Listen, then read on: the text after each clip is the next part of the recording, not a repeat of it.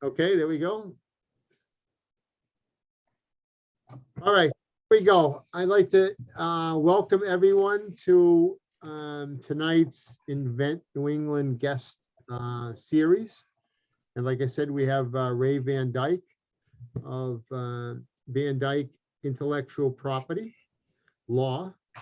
Ray and I and Lexa in our pre-meeting started to get right into it about the questions that all of you have asked and continue to ask us, you know, do I really need a patent? And a couple of things that I read on, and if you go to Ray's website, which Lexa will put into the chat so everybody can see it, take some time to read it. It's very in-depth. Ray's earned his chops, as we say. In fact, after reading your partial resume, Ray, I figured there had to be 2 or 3 of you after all the work that you've done in this field for the last 20 years. So, Ray, thank you again for taking the time. Our Invent New England group is one of the oldest in the country. We've gone up and down with membership. We have a membership now of, probably about 100 dues paying members, but well over 800 that are on our mailing list now. They come from all over the world to watch these. So Ray, welcome to Invent New England. We're going to get right into it. I'd like you to introduce yourself, Ray. Give us a little background. We're going to give you a few minutes for what we call the, to tell us about yourself, and then we'll get right into it. Okay, thank you very much, George, and also Lexa. I have a more recent website than the one you just sent, Lexa, vandykeiplaw.com. So Okay, that's another one. put that in there. All right. Yep. Keeping these things updated is a big pain, as many as you know. So, Ray Van Dyke, I'm a intellectual property practitioner, patent, trademark, things like that. And I'm practicing in the DC area. My practice is international, as it were. I deal with domestic and foreign entities and their various intellectual property endeavors. I'm a Greater Washington, D.C. chapter chair for the Licensing Executive Society, and I have meetings there. Lexa is going to be the speaker for this, for my group next month. For LAS, I'm also the executive vice president for special events. In April, we had a celebration of World IP Day on April the 26th, where we had the current commissioner of patents, Kathy Vidal. She had just been on the job days by that point, and I had all of the living ex-commissioners involved as well. I'm also head of the IP section for the Montgomery County, Maryland Bar Association. I live in Maryland, so I'm involved with the Maryland State Bar Association as well, the IP section. I'm one of the chapter chairs for that. I'm involved with the American Intellectual Property Law Association and other intellectual property groups. I won't name them all. I'm also involved in INCA, that's the local inventors group in this area. And I'm sort of like the informal outside counsel for them, handling their intellectual property matters, primarily trademarks. By education, I grew up in Chicago. I went to a technical high school, and Lane Tech. I don't know if any of you heard of it or anything, but it's one of the magnet schools in Chicago. I got a love for science there, and ended up, oddly enough, in North Carolina. My parents moved, and but I went to the University of North Carolina at Chapel Hill. I got my master's degree there and my law degree there. Okay. Well, thank you very much. We're going to get right into it. And thank you for letting us know about your website too. It is definitely one of the things that, as you know, Ray, somebody comes to you, about getting a patent, they're awarded a patent, and then all the real fun starts, the brass knuckles start, website, prototype, short run of product to see the proof of concept. Should I get a trademark? what's the difference between a trademark and copyright. Let's, people are gonna send in questions and they're gonna be shutting off their cameras now. And they're gonna, we're gonna ask them to send in questions, Ray. And so Okay. what we'll do as we go, Lexa or myself will see a question and we might Okay, dive right into one of their questions rather than wait till the end. Yeah, We try to get this engaged right from the get-go. yeah. So- Before you, I would love to have your collaborative cross-licensing as well as your patent audits for mergers and acquisitions and IP enforcement, as well as prevent non-compliant with entering countries, because I have a number of patents already for quite some time, including contact tracing. okay. Sean is one of our, Sean, thank you for that. If you could, Well, we can address Yep. specific questions, maybe around 8 o'clock or so after we're done interviewing with Ray. yeah, But in the meantime, if we just, we can certainly connect you offline, Sean, with Ray. So we can 100%. help you with that. Okay, Yes, thank you. so, okay, excellent. Ray, somebody calls you up. Independent inventor, first timer, right? They found you and they said, I got this great idea. How do I get started? What's you, since this is what we are, we don't have the pleasure of working for Raytheon or IBM or 3M or any of those companies who, you know, if you work for them and come up with an idea, they kind of put a team around you and want to see your idea, but they end up owning your idea because you've been working for them and that's what you're supposed to do. But independent inventor like us, how do you start out with them? What do you say to them? Do you give them the good, the bad, and the ugly? How do you do it? Well, I don't necessarily give them the good, the bad, and the ugly because I don't know if it applies. The ugly, the bad, and everything is still in the initial phase. I give them the reality check in the sense of you need to have intellectual property rights to play in today's markets. And like you go on Shark Tank, what's the first question they asked? Do you have a patent? Why do they ask that? Because that's the asset, the currency of modern commerce.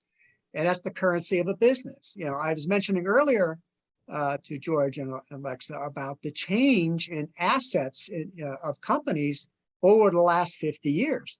In 1975, 80, let's just round it. 90% of assets of a company was physical things, land, equipment, leases, all things that are tied to physical things. Only 10% was intellectual property. 2020, 90% of companies' assets are intellectual property. Abstractions, intangibles, only 10% is physicality, land, equipment, things like that. The Google campus, all that land, even though it's in California, add it all up, all the buildings and everything, it's a tiny, tiny fraction of what the company is worth. It's all tied up in intellectual property. So when I tell these small inventors that this is the currency of the time, I don't go into all this length of it, but in general, I ask them questions about what's the idea, because we don't have an attorney-client relationship yet, but there's an implied one, so we could talk about it in general. So I get a general gist of what the invention is, and I give them, they generally ask about costs and things, so I generally talk about that. And I also ask about branding and everything, because that's all with entrepreneurs, that is a key thing. I literally have just done this like 3 or 4 times in the last 4 or 5 days, talking to different types of budding entrepreneurs, as it were, on these issues, helping them to establish their cred, as it were, in the new marketplace. And other people just do not have any funds at all. And I just gave them a general idea. And I told them, when you have funds to move forward with this, then we can talk. Ray, when you have a call like George was just describing that comes in and it's an idea that is maybe a good one or maybe not a good one, but just hasn't been fleshed out what do you tell an inventor? Do you give us a sense of sort of your internal timeline in your head that you relay to a prospective client? Because I have to think it really matters where that person is in the stage of the game when they come to you. They can't just come with an idea. It has to be a fleshed out concept for you to be able to do your work. I was just mentioning the one, this young lady in a different state, I won't name the state, she had an idea about, I'll just broadly claim a chemical composition in a certain usage. I don't want to say anything about it. And I said, well, that's fine and good. She had, but, I said, for a patent, I described you have to have some specifics in there as to a particular formulation. You just can't say it has X, Y, and Z chemicals in it. That's it. No, it's probably what's called a crowded art. There's probably a lot of other chemical compositions out there in that area. So you need to have some specifics. Why? What is it about your composition that's new, unique, and things like that? So she sent me back something with still a little narrower and everything, but it still covers the world. And at that point, the invention's not right. And it's not right at all. And also the funding issue came up as well. And I said, you got to focus on these things to get the invention to such a state that, I'm a trained professional. You can't give me something that is just extraordinarily general and have me run with it. I tell people the idea is in your head. If I could reach in there and grab it, take it out, and write about it, great, but I can't. So I tell people to, in essence, my main phrase is to do a brain dump. Just sit down in front of the computer in a Word document and just type away what the invention is. And I'm not worried about formalities and things like that at this early stage, because we can file it as a provisional patent application. All right. That is a prelude to a formal patent application, which is a bit more expensive because there's a lot of formalities that need to be met. But at the early stage, I encourage people that are not sophisticated, as it were, in these areas. I try to bring them up to speed, but clearly, some people can come up to speed immediately, and other people, they just don't get it. And so I have to deal with this on a daily basis with clients. And I'd imagine it depends in large part on the invention, how you advise them. A very simple sort of widget is something that a person could kind of describe in simple terms without maybe having a prototype. Whereas something that's a little bit more complicated, would you ever say to them, look, you need to have a working prototype and then come back to me? Is that something that you've recommended in the past? Not necessarily. You don't have to have a physical prototype to obtain a patent. Right. The patent office years and years ago used to require a specimen, a working model, as it were, of your invention. If it was a train, you had to provide a little train that was representative of what your invention was. So anyway, I got lots of stories on that. But as long as the idea is coherent enough, detailed enough. Also, you gotta remember, a lot of these things it's a rolling process. They have the idea, and as long as it reaches a certain stage of that it's whole, or at least there's a hint of it, or a good basis to form a patent application, an informal one at least, then we can go with that. Now, if let's say the idea is A, B, and C. So we file a provisional on A, B, and C. Then 2 months later, as they're doing more R&D, they get, oh, D. Well, we can file another provisional if it's important enough to cover A, B, C, and D. All right. Would D then have the D wouldn't have the priority date of A, B, and C though? Oh, that is true. But you would reach, it's a little complicated, but you would reach back to the first priority. You would probably combine your provisionals into one format, one formal filing. Okay. Okay, I don't want to get into the weeds on that, but I mean, there's just a variety of approaches to take this. But when you're dealing with people that, like I said, I imagine in New England, everything, most of your audience is going to be more sophisticated in nature. But I have to deal with people that are of a variety of approaches. The worst case scenario I had was a guy who did not have access to a computer, did not have access to a word processor, and could not orally communicate his invention.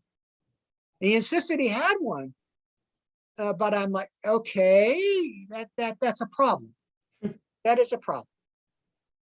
I had another instance with this guy.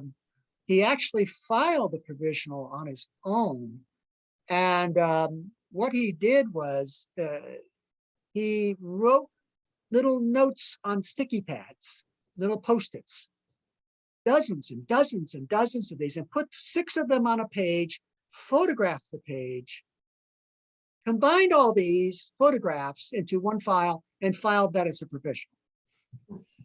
That's bad enough, but they were all incoherent in his script. And I had to take that and craft a utility, a formal application from that. That was not easy, I will say. So I have seen it all. All right. So I mean, that's just a couple stories in the repertoire here. I think that to get a little more flavor for what when someone's sitting across the desk from you when they first come in, and let's take it to the next level now. You get into filing your full utility patent. Mhm. Months go by, and the first, rejection comes. Now, then there's the conversation that you have with that inventor. Okay, what's that mean? This, you can stop, you can keep going. And Right. my own experience, my first one, as I told you earlier, we were right up against it to the last one to overcome any objections until I was awarded my patent. But given the backlog now of unexamined, let's say, patent applications, Yes. are you getting questions a lot? How long could I expect this to take?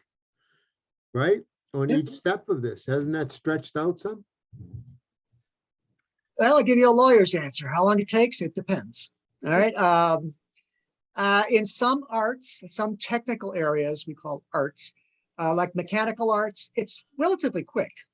There's a lot of examiners, patent examiners in that area, and they turn things around fairly quickly.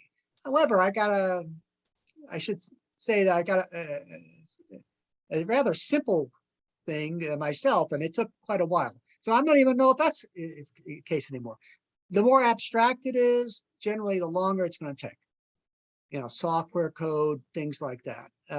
It could take 3 years before it's reviewed for the first time in the patent office.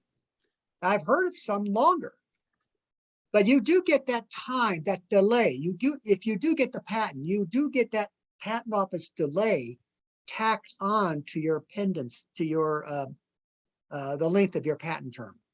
So you don't lose it 100%. You do get some of that back. But for us independent inventors, time is our worst enemy because Yep.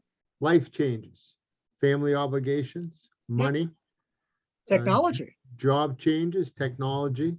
So we're up against it for any Yep. kind of delay, even though we might never see the end where it could be an advantage of having more time with it because we don't get it. I ran parallel with my patent work and developing my product at the same time. Took a risk that I would be awarded a patent and get my product ready for market. And I know you're not a business advisor, like you just said, you'll give me the law answer. But you have to have some people that must have asked you, hey, what should I do in the meantime? And you could say to them, well, what do you want to do in the meantime? Do you want to wait till you answer? Do you want to start And that's where we hope that people get the advice maybe from attorneys and other places is to find a group, an independent inventors group, and start looking at what the process is for if you wanted to build a little business around this, or you have to prove the concept of this. Because a lot of people that we have dealt with, Lexa, and people that are in tonight, fall prey to, the patent submission companies Yep. that lift their wallets while they're lifting their hopes at the same time. And that's what we run up against. And I'm sure you know all about this, that this happens to people. So you get questions about that? Where do I do next? Should I wait? Should I just not do anything with, my product now that I found? Do I have to wait for the patent office to say yes or no before I should do anything? Okay. Those are two different worlds, two different tracks. Okay. Let's say getting a patent as opposed to intellectual property. Let's just focus on getting a patent. All right. Getting a patent is an independent process to you getting market share for your product. These are two different paths. All right. The patent side is going to be an overhead for you. That's just the nature of the beast. But the patent side creates the asset for you later on. If you want to license your invention, you want to sell your invention, whatever, you're creating the asset. In the meantime, you have a product. Now, some people want to get out there and market that product. They want to be hands-on and just go and run to that and get the product. Other people just want to get in there and get the asset and sell it. All right, so I have to deal with the variety of expectations of people. Now, as for the business side, I can advise people to some degree, but I mean, I'm not there in the trenches regarding you dealing with the Chinese manufacturer and this, that, and the other. I mean, that's a different type of arrangement. Those are things that the inventor, entrepreneur is handling as the business, the corporation side. Now, if it's complicated enough, perhaps you should have a corporate attorney helping you with the certain structuring of these deals and things. All right, but by then, you're involved at a high level, and I don't know if it's worth it. But some people do that. They because the corporate aspects are complicated, the tax aspects and things like that. There's a whole host of other issues. All right, I'm an intellectual property attorney. All right, that's what I advise on. And I can generally advise, as I'm an attorney, I can generally advise on other things. But you are going to have two distinct tracks. Now, they are going to be related to some degree, in the sense of you get the asset, you get the patent, it can help with the other. All right. But generally, getting market share is independent of the patent process. All right. It may help you get the patent, and then it helps you get market share. But usually, I would not rely on one for the other. I'll never forget, it's a close friend of mine.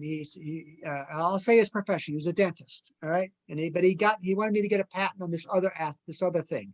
Dentists are gadgeteers. They like to provide. They like to get involved with a lot of different inventions. So he had this idea. But in his mind, he thought, if I get this patent, then success will come. All right. As we all do. So that was in his mind. If I get this patent, then everything will be solved. It didn't matter how many times I told him that these are two separate processes. He would not listen. So finally, I get him the patent and everything, and then he suddenly realized that, oh, now I got to market it and everything. That he didn't want to do much with it. Then it went nowhere. But these are two separate things, and entrepreneurs know this. All right. All right. Oddly enough, the professionals tend to not think of these things. Yeah. Go ahead, Lex. Yeah, Joe asked, and I think it's a good segue where we are. Please explain office actions to the group, please. I have several different patents that I filed, just personally speaking, that I filed for my product, one of which I had all the claims rejected, and so this is the first of the of the office actions, and I wanted to get your thoughts, Ray, on how do you advise clients when it could be 1, 2, 3, 4 times that claims get rejected. I mean, it just can turn into this sort of black hole. And what's the best way to minimize the time between the office action and the hopefully the eventual granting of the patent? And in your response, if you would just describe to the group, for anyone who doesn't understand what office action is and claims and all that kind of stuff. Okay. A patent is basically a contract with the government. All right. The quid pro quo, so to speak. You say, I have told the government, I have this idea, and I want you, government, to give me an exclusive right to that. And the government says, okay, I'll look at your idea, and if it meets certain requirements, we'll give you that exclusive right. All right. That's basically what's going on. There's a negotiation going on. All right. So when we file the patent application with claims, that's the first overture. All right. And then the patent office comes back to us and says, let's say that, the bad scenario. Well, your invention's old. It's not novel, or it's obvious, or it meets some other formality requirements, problems, whatever. And then you have to engage them by answering their rejections and say, well, examiner, I've modified the claims. I don't think that the novelty argument is good anymore, or it's not, I think that the non-obviousness does not apply. These formalities have been fixed, whatever. And then it may go back. I have noticed sometimes that it does go back a number of times. And it generally is with inventions that are not specific in the sense that they're broader in nature. You can get a patent office action allowance on the first, right off the bat. But I always think, oh man, what did I leave on the table? I could have gotten more. So that always bothers me. It's been a number of years since I've gotten that. Because again, with the overture, the first overture, you can't ask for too much, but you should not ask for too little either. All right, too specific, because then your product is worthless. You want to get ultimately a patent that has some teeth to it, that it's gonna have some meat on its bones, so to speak. But the office actions are what the government tells you that they have an issue with it. And if you're successful, as you mentioned, you'll get what's called a notice of allowance. If you're not successful, then you're going to get something that's called a final rejection. However, a final rejection, despite its name, does not mean that it's all over. It just means procedurally. That means, what it is there's a formality process to this in the negotiation. And you could start it again. All right, by filing what's called a request for continued examination. All right, it's a little complicated, but my only point here is that if you see the words final rejection, that does not mean that the game over. I was deposed years ago regarding a patent that I had drafted and gotten and it issued and became a valuable patent, so it became fought. So as the person involved with that, the other side was deposing me and asking me a lot of questions. And to my amusement, the other side attorneys, there were two of them, yeah, they did not know anything about patents. Didn't know anything about patents. So they saw the words final rejection. They thought, oh, we got them now. They got them now. And so then they asked me that question, and I just smiled to myself, and I gave them the answer, sort of what I said. You can file a request for continuation, and the case can go on. This, that, and they didn't like hearing that. They didn't like hearing that at all. But anyway, let me stop here. I mean, I don't want to get too many stories, but the office actions are the way that the patent office tells you whether you have an invention or not.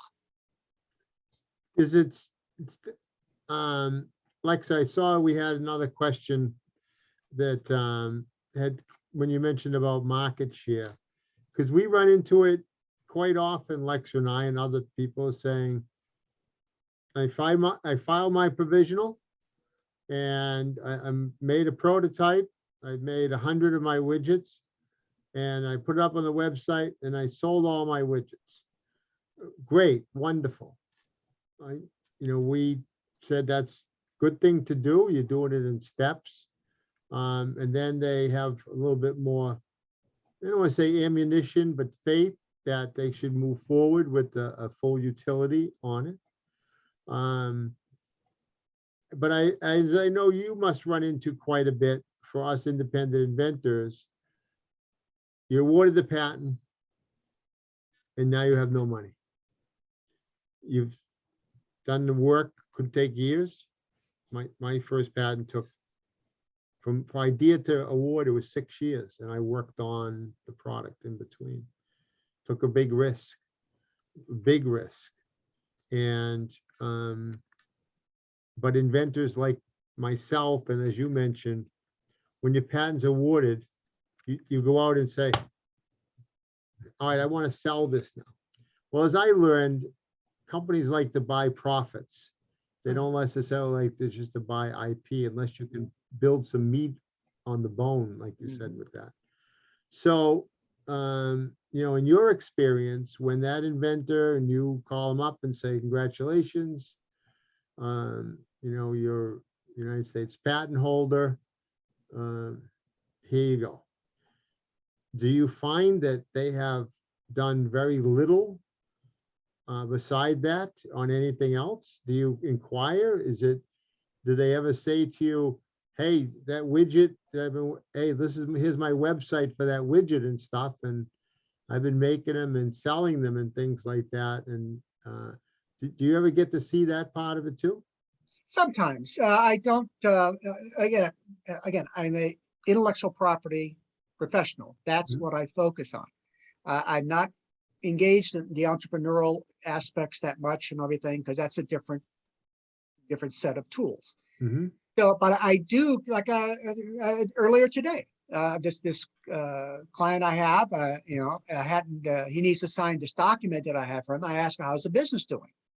And he gave me an update of where the business was going. It's still in the beginning stages and things. I like to keep an idea of where the company is at that point. Now, I have other clients that are established companies. They've been around for decades and everything. I don't have to ask them that question, but I do ask them, are there any new developments? Yeah, and things like that, because that could be subject to, further patenting and all that. Right. Now, there was a question earlier, and I don't want to go too far. And that was a market share, and then you would be trying to get market share. You release the product.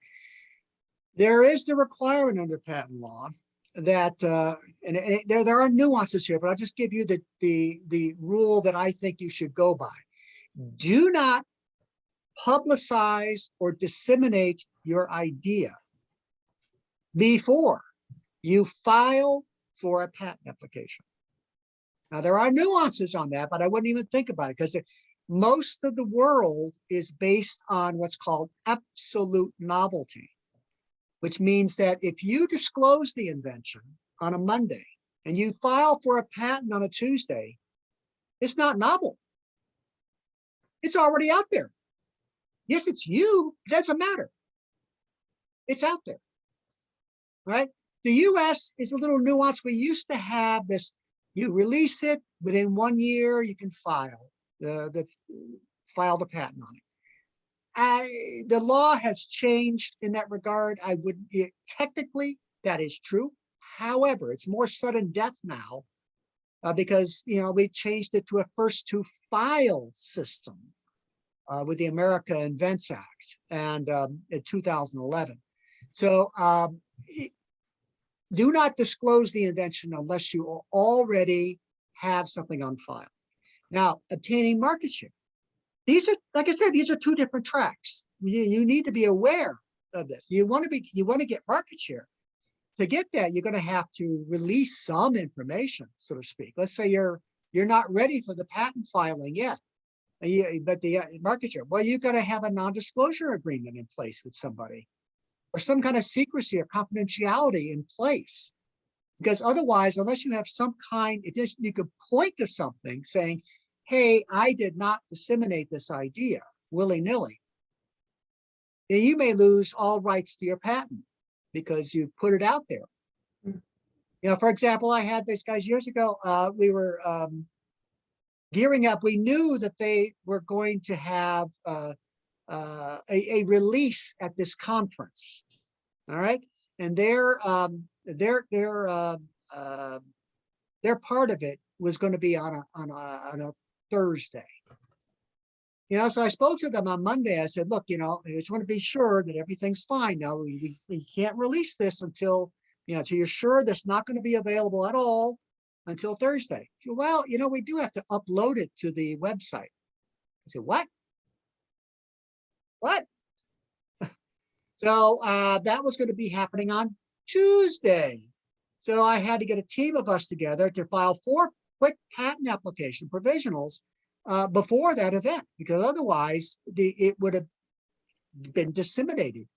And it may have been okay in the US, but if you're going to sell, let's say you sell your patent to a big company, the big company wants the ability to market this across the world. And if you've just killed all rights to Europe because of what you did by disseminating first and then filing patents, they're not going to think it has value.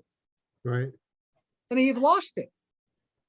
How do you advise your clients around filing, speaking of Europe, filing just domestically or filing overseas? Because that can also add up, having to file individually in different countries. And what is your approach there, Ray?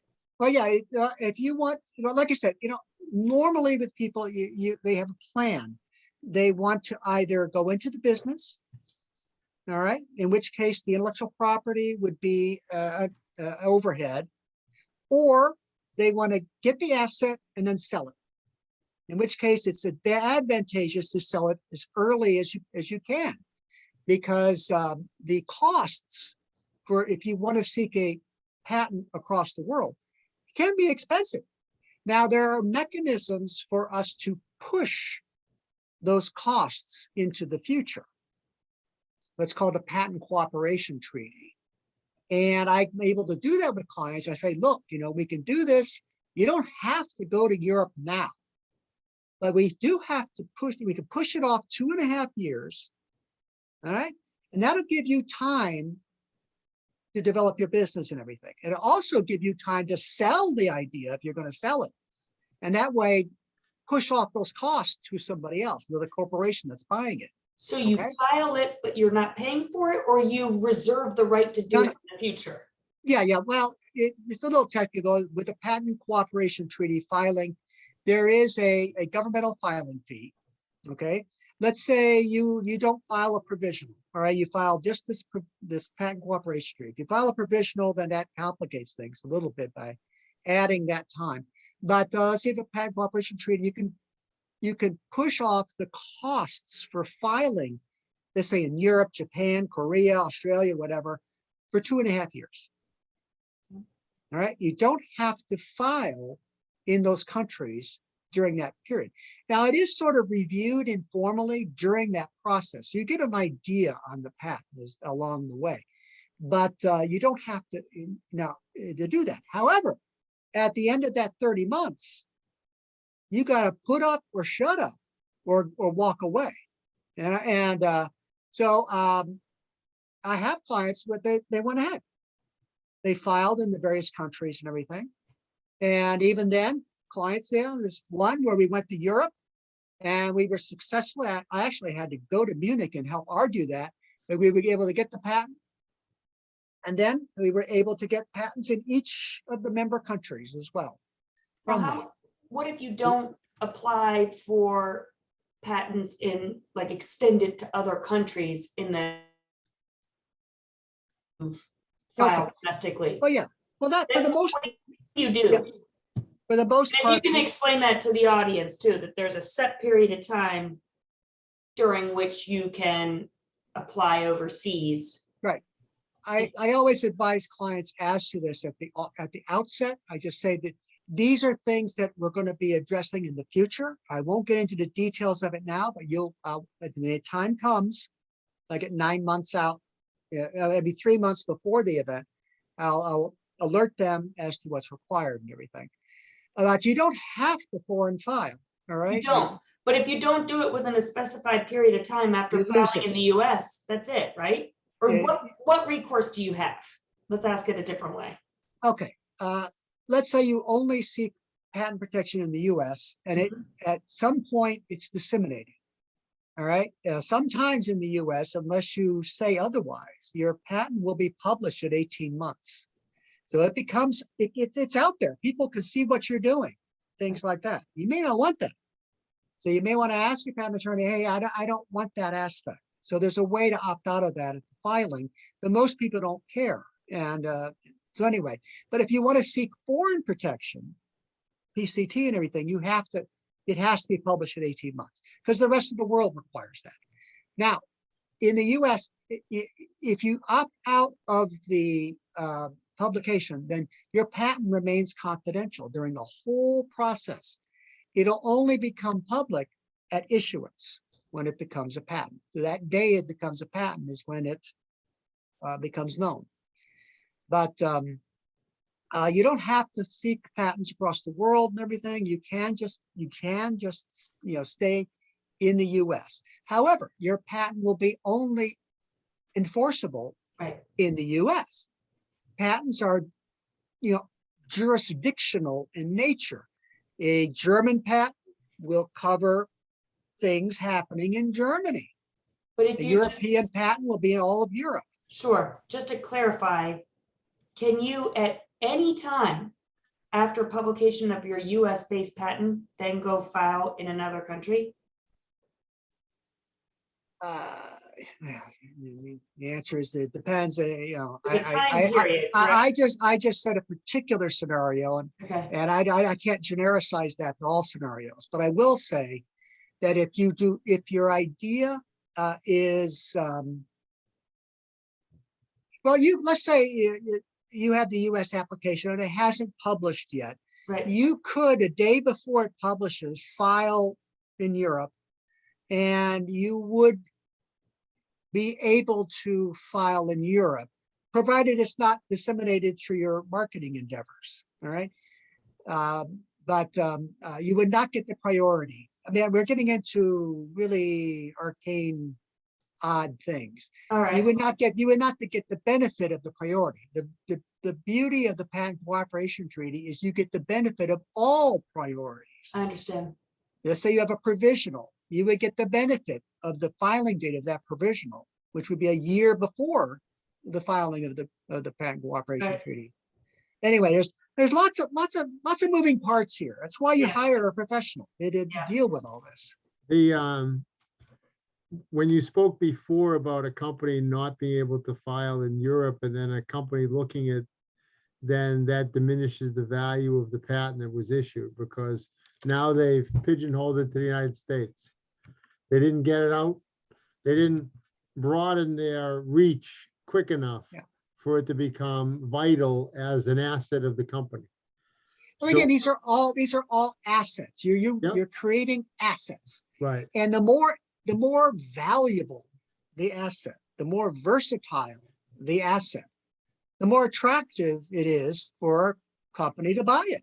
Well, that's when you're sitting across the table and they said, do you have a patent? He said, yes, we have one in the US and we have filed and we're covered in XYZ countries.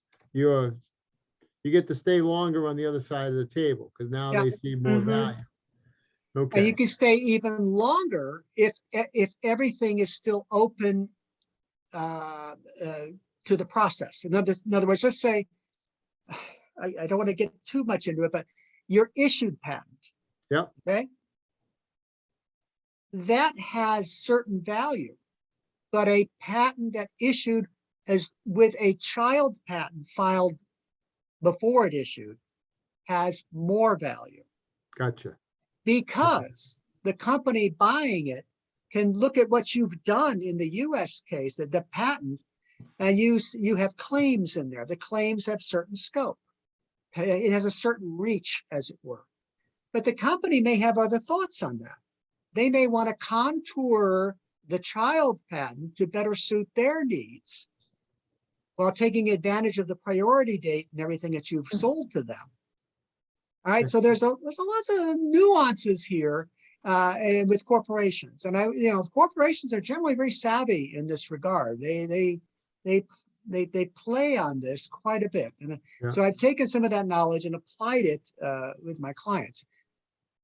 Tell us about one other question comes up, and we're going to keep going for as long as people want us out there. I want to get into trademarks. I really want you to talk about trademarks. It comes up a lot in our inventor groups. When or should I?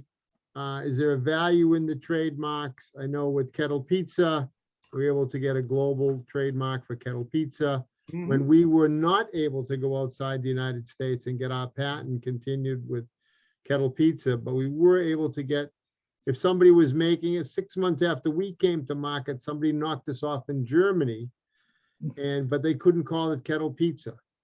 So to protect our market share.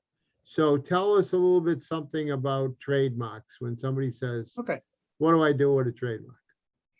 Well, trademarks are similar to patent in that they're territorial in nature, and you get a trademark in the US, it would cover the US. You get a trademark in Europe, it would cover Europe and all that. With trademarks, there are two types that you could think about. Let's say you're an entrepreneur, you're coming up with a company, you're coming up with ideas, you're thinking about a name, and you have a name. All right, you're really dead set on this name, but you're not selling anything yet. Well, the trademark office has a procedure, like a provisional, so to speak, but it's called intent to use. All right, you're not using the mark yet. You intend to use it soon. So you can file an intent to use mark, and you can preserve it for 3 years or so, if need be, until you get the company going, and then it would become a use mark, used in commerce. All right, you're making money off of it. Okay, so advantages. Well, a trademark can be more advantageous sometimes than a patent. You make the word Google. The name, you don't think any of their patents. Their initial patents have all expired now, but I mean, they have patents and everything. We don't think of their patent. You think of the trade name, Kentucky Fried Chicken, KFC. You think of that company. Trademarks are the only of the intellectual property rights that's formed inside your brain. All right, it's just association that the marketers value. Now, the process. There are state trademarks. All right, you can obtain a trademark within your state. There are laws for that, rules for that, and you can do this.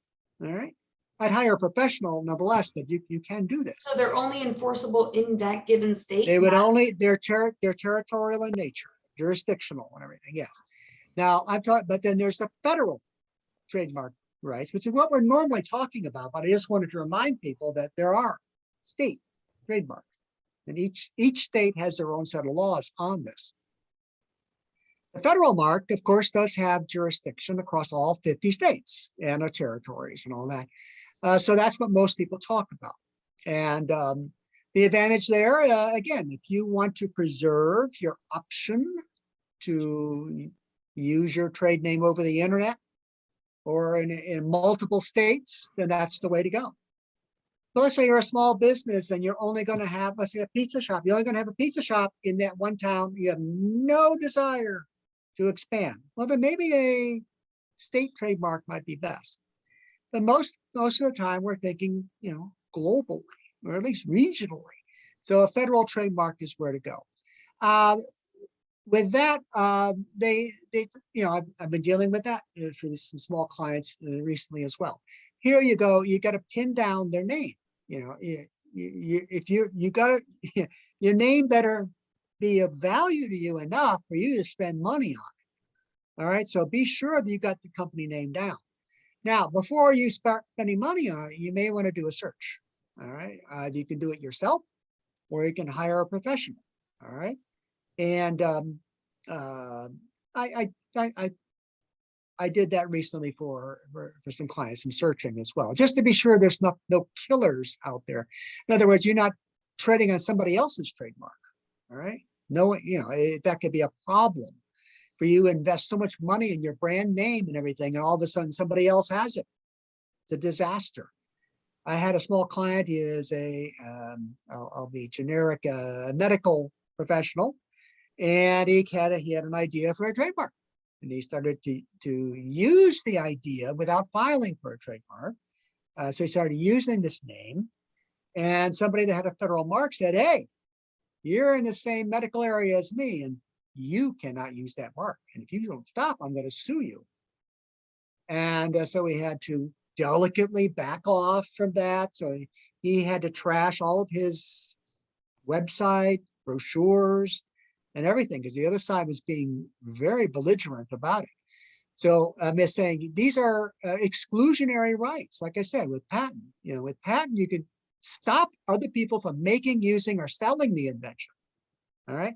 With trademark, you can stop somebody else from using any mark that is that mark and anything confusingly similar. All right. That's the standard, confusingly similar. So anyway, I think I've blabbered on enough about that. Any other, what's the next question? There's on another trademark? question that's come in from Bob Bruno. Does a design patent have to remain secret and hidden before you file for a design patent, similar to a utility patent, or can the design patent be exposed to the public before you file? Is there a provisional patent process like for a utility patent for a design patent? That's a separate question, but related. That's an odd one. I haven't heard that question before. My gut instinct is to say there is no provisional for a design patent, but I could be wrong on that. I've never done that because normally design patents there's a different, they operate differently than utility. So I'd have to look into that specific issue.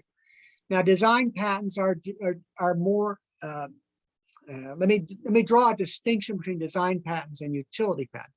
Utility patents are for the use of the patent in any way, function. All right. But design patents are ornamental. So you can get a patent on that specific design.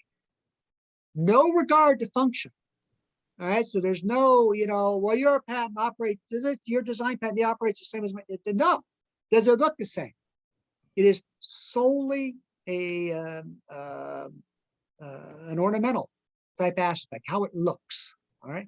Steve Jobs got a patent on the design patent on the rounded corners of the iPhone. All right. I have a slide for that in my presentations and everything. I really don't see it, but he got a design patent for the rounded corners, the particular way he rounded the corners. So I'm just saying a design can be very valuable in certain circumstances.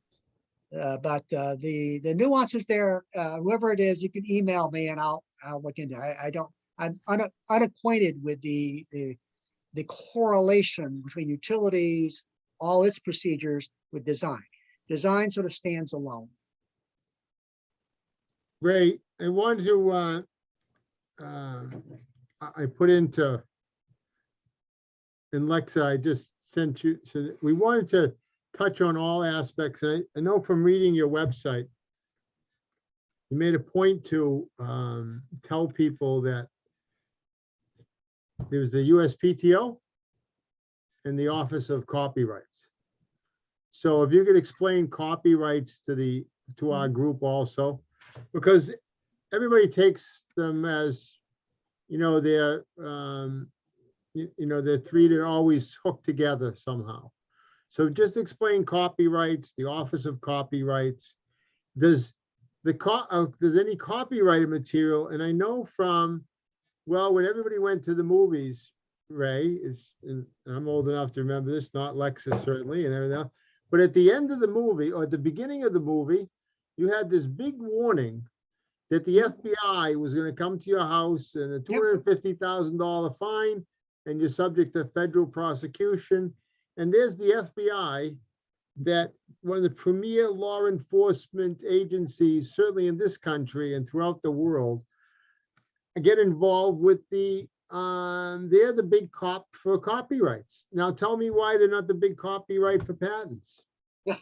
And I put you on, I know what you're gonna say, but I want everybody else to know, we've gone with the value of patents, trademarks, and now copyrights, which, as you know, a lot of songwriters in the last couple of years have sold their books of music for a lot of money, a lot of upfront money, foregoing years of possible royalties in the future. Is that correct? Yeah. So tell me about copyrights.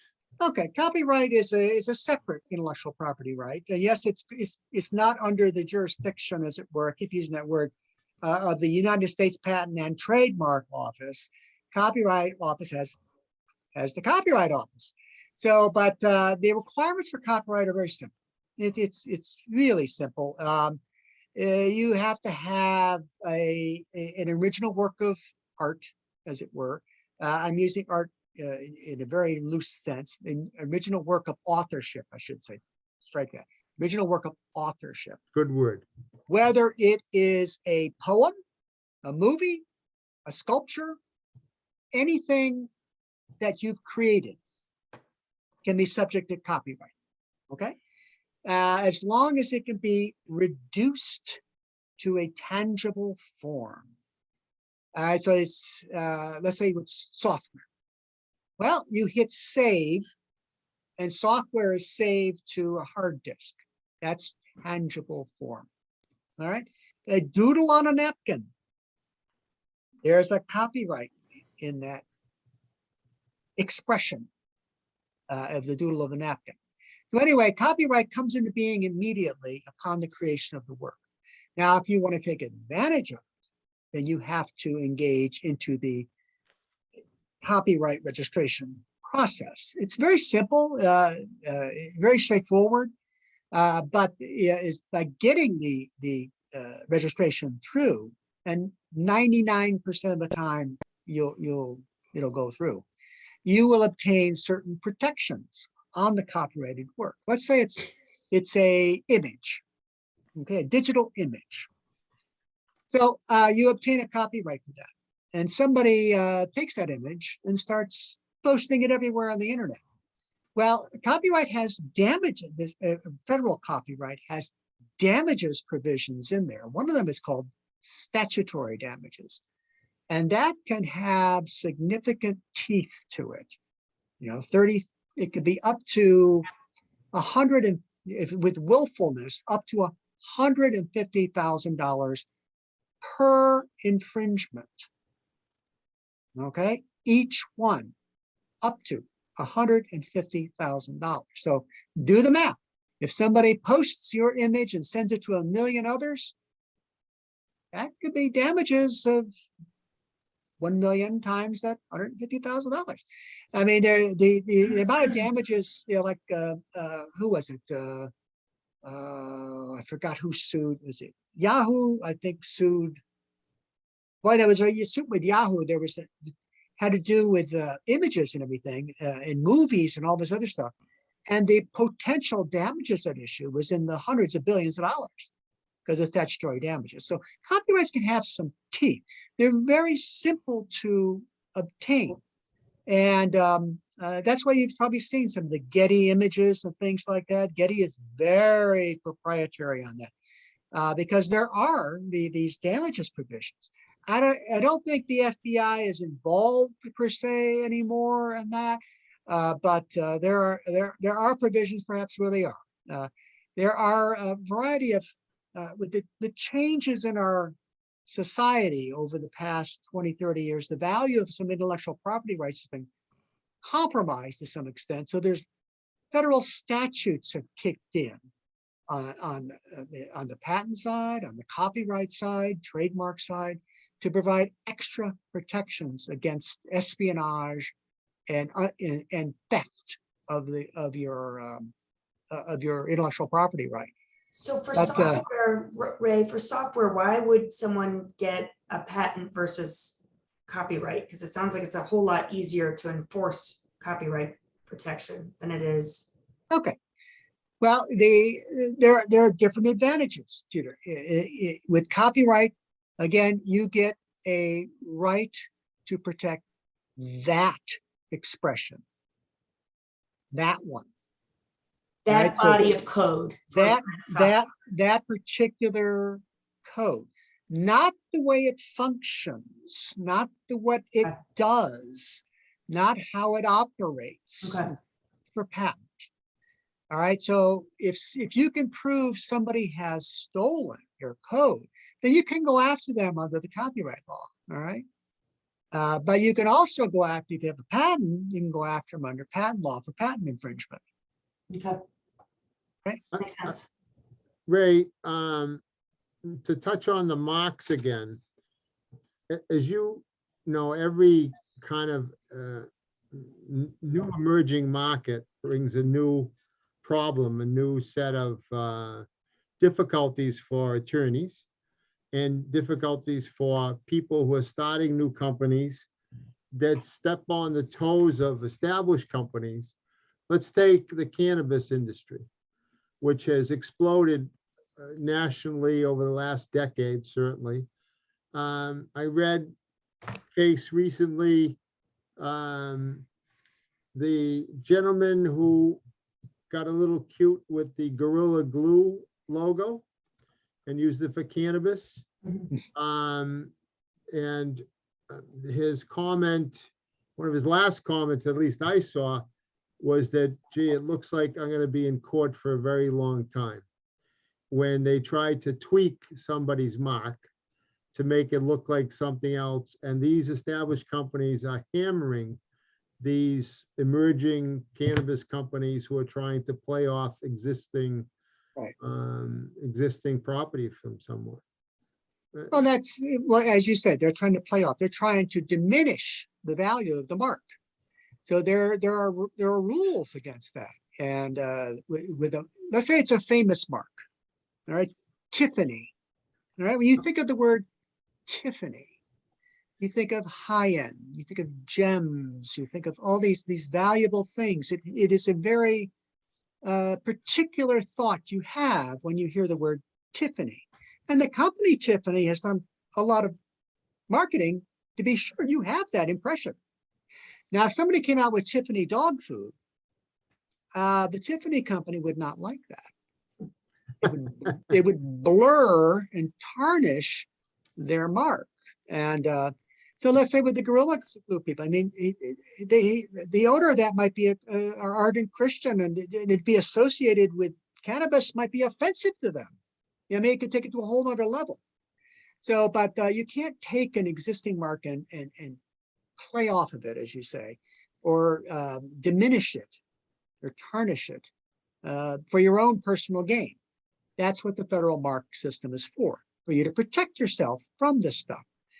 Now, you can't protect yourself from somebody else doing that, but you can at least, you would have a mechanism to go after them. You'd have to bring them in court. That is the well, if, for example, well, let's get it back into the trademarks. Let's say they tried to file a trademark application for their revised gorilla, a gorilla smoking a weed or something. Yeah. All right, but it looks like Gorilla Glue. All right, and they tried to file a trademark for that. Well, during the trademark process, it opens it up at some point to the public to say, "Hey, public," the trademark office says, "We think this mark is okay. What do you think?" And you have an opposition period of 30 days or so. And I had a situation where we had a mark that, I won't get into the companies and everything, but they had identical text. It's a word, all right, made up word, but they're derived in completely different fashions. They have nothing to do with each other. But the one company is a large company, and my client is a company, large too, but not that large. And the large company said, "Hey, we're not going to let you have that mark. We have that mark. And I had to think, okay. One, you're rattling the cage a little bit, and I pushed back, and then they backed down. But in that case, there was no confusion in that. Let me explain that. If there was confusion, if we were in the identical markets, that'd be a problem, because there'd be confusion. Well, which company is it? But this was the big company was in a particular area of business, and we were in a different area of business. The Okay. nuance of that is that the big company was thinking, hey, I'd like to get into this area down here, moving toward our business in a way. So we clipped them on that. But you will be able to contest the mark in the trademark office during the process and stop them, hopefully, from getting it. We get the question, well, often enough that for an explanation of trade secrets. That seems to Yep. be one of those wild ones out there that people just go, what the hell? What's a trade secret? What's the difference with a trade secret and a patent, a copyright, a trademark? Why does, you brought up one, Kentucky Fried Chicken. Nobody knows Yep. nobody knows the recipe. Or the formula for Coca-Cola, Coke. Coca-Cola, Pepsi. They do trade secrets, and they've been, and they change their logos every once in a while, their packaging, and say Coca-Cola looks a little different. Those are trademarks. Yeah. But but the formula is the same. How do they? Or we think it is. We think. But with trade secret, that's as old as time. One of the examples is the Chinese had a monopoly on silk for a long time, hundreds and hundreds of years. And it was death if you took the secret out of China. Marco Polo, when he was over there in the late 1200s, was able to leave there with some of them and started the silk industry elsewhere. And they're saying these are trade secrets. I'll give you an example in World War II. During World War II, our allies was Russia. When we were bombing Japan with our B-29s, this is our Stratofortress. That was the top of the line plane at the time.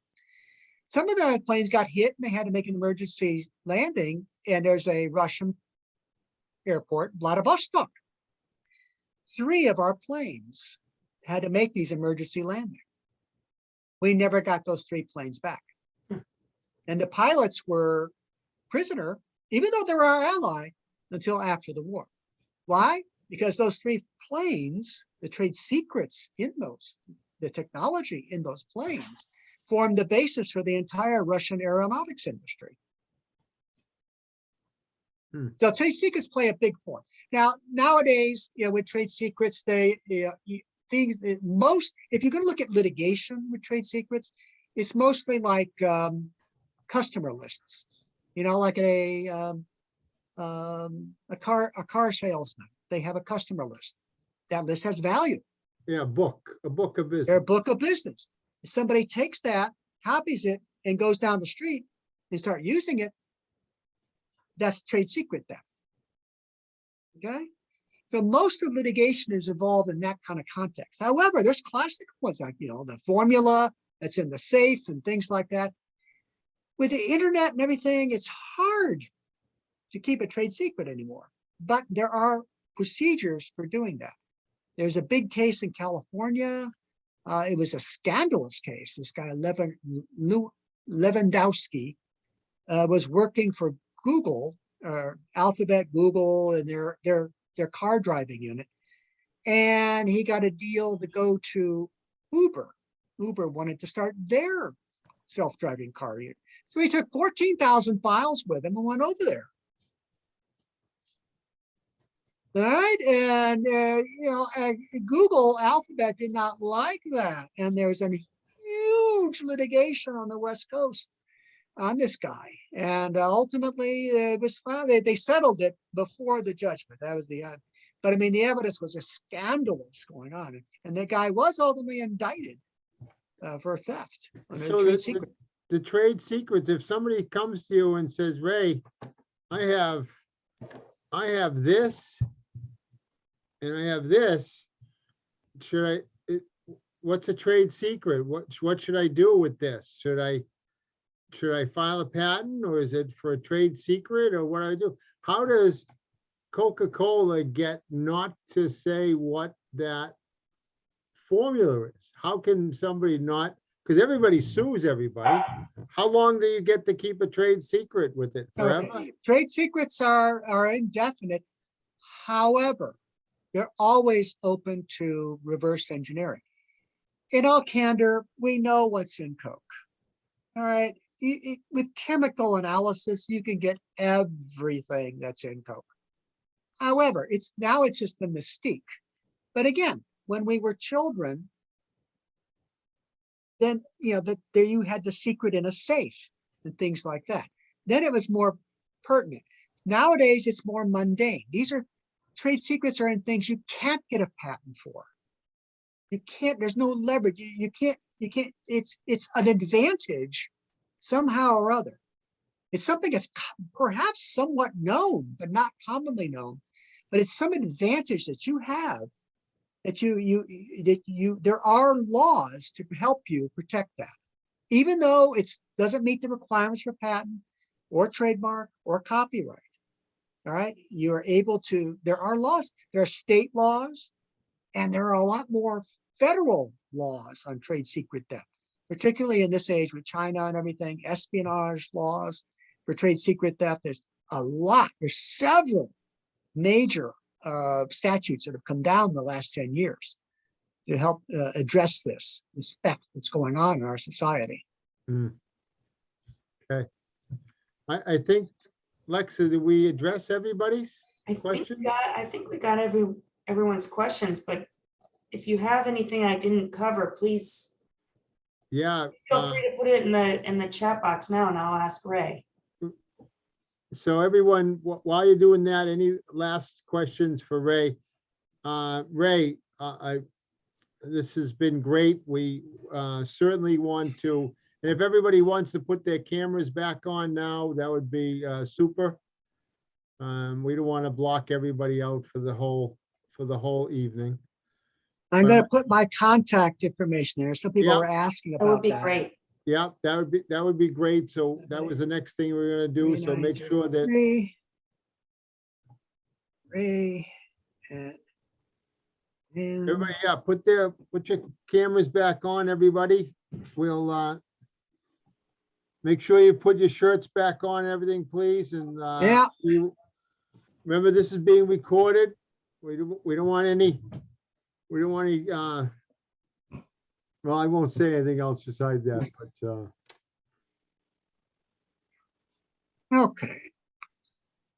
okay, I just sent it to, looks like everyone. So Perfect. there's my contact information. And if anybody asks, you can contact Lexa or George, yeah, of course. we certainly, for the evening, Ray, we really appreciate, I don't think for the independent inventor community, hearing from professionals, like any other profession, you don't hire a plumber to do your electrical work. So when you get stuck, the best money that you will spend most of the time starting up is to make sure that you do consult with an attorney when you're going to do something, because you don't want to be a year down the road. You've left out a critical piece of information, and that's a wasted year. And you've spend your resources, most precious resource, which is your time. And it was all for naught because you didn't take the time to contact a professional, like anything else, cars or anything like that. So make sure you seek the help of an attorney. Hopefully you'll use our friend now to INE, Ray Van Dyke. And it doesn't matter anymore about being in a different city. Everybody's local now. Yeah. My first inventor I started out in Concord, New Hampshire, 30 miles from here. And 3 months later, he was in Texas. A lot before the internet, certainly before this technology. So it was a lot of faxing, a lot of phone calls. So it's much easier to keep in touch and get a lot of information when you do look for legal help. It'll be some of the best money you spend when you decide to take that road to becoming an inventor and then an entrepreneur from there. As Ray said, and we always said, there's a lot of paths to go down. Get help where you can with your local group, us if certainly you need it. Other resources. Ray, we have we certainly like to invite you back in the late fall again. We'll have, a new audience. Please, everybody, keep in mind, Carmen Dinesco, August 1st, the president of UIA. Circle on your calendars, October 13th, it's a Thursday, for our, we're going to do it quite similar, that was pretty successful, our May event, with having a speaker, pitches, in-house Zoom call. We got a lot of great responses from that, of how that went. So that's what we're going to focus on for October 13th. Ray, in closing, for our group, give us your, and I hear a radio station says this all the time, the host of it, this is the time for shameless self-promotion right now. This is it. We want to thank you. Your time is very valuable. So please, any closing remarks for our group? Okay, well, it's been a privilege answering the questions. It keeps me on my toes. Like I said, the design patent issue, it's very strange. I've never thought of that. So it keeps me on my toes looking into these things. I do teach the basics of intellectual property to various local groups, the history of intellectual property, history of technology, the philosophy of these things and all that. I mean, these are fascinating topics to me. I'm trying to write a book about these things as well, but I'm also a practitioner. So if any of you or you know somebody who needs assistance in intellectual property matter, by all means, you have my contact information, and you can, I shamelessly give it to you there. That's as all you know, we always talk about places to find safe harbor as we go in the very challenging journey to become an inventor, entrepreneur, business owner in the future. There's a lot of bad harbors out there. So we, we don't endorse anybody in particular, but you can pretty much bet on anybody that we've had on Invent New England in these series. We want you to certainly try them first, research them first, do a little bit more research for them. But we certainly take Ray as one of the safe harbors that we would say, he spoke, here's the video, go back and look at the video where we talked about, feel comfortable with them, but don't go it alone. Don't go it alone. Yeah. That's what I would say. Quite often I have to help people that have tried to go it alone, and I have to fix some of the problems. Some of these things are unfixable. Because once it's released, I can't unrelease it, and things like that. But nonetheless, the main thing I see with people is that they are just don't understand the process, and they have to have explained to them a bit. And so I'm happy to do that. I mean, that's what I'm here for. I'm a professional, and answering people's questions is one of the ways to help the world out. I tend to work more with the smaller inventor community because I told this to yesterday. It's a new client of mine. I said to him, welcome to the world.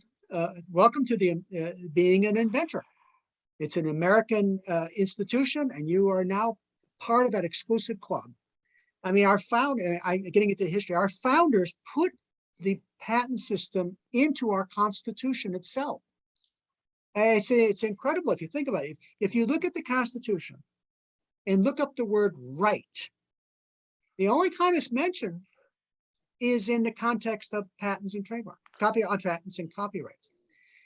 If you want to look at the other rights, the right to freedom of speech, bear arms, this association and all that, those are in the Bill of Rights attached to it.